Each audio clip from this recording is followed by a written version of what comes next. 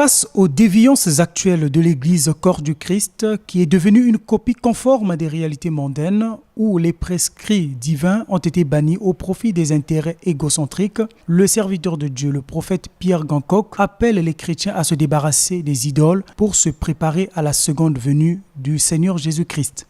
Dieu ne veut pas partager notre cœur avec les idoles. Donc ces choses qui discutent la place avec Dieu dans notre cœur sont des idoles. L'idole de l'argent, l'idole du mariage, l'idole du voyage, l'idole de la prospérité, l'idole du succès.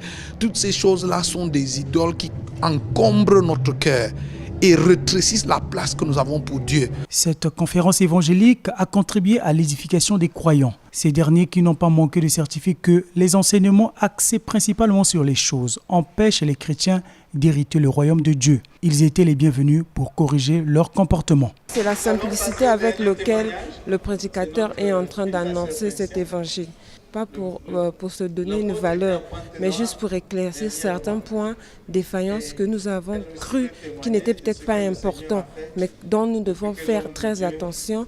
Le message principal que nous pouvons retenir, c'est Jésus revient bientôt.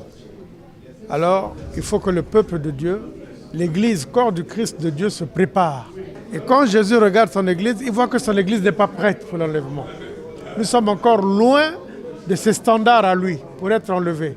L'enlèvement n'est pas une utopie, mais c'est une réalité qui interpelle les chrétiens à se remettre en cause, à se préparer en mettant leur vie en ordre. Car au son de la trompette, seuls les élus seront choisis pour aller au ciel.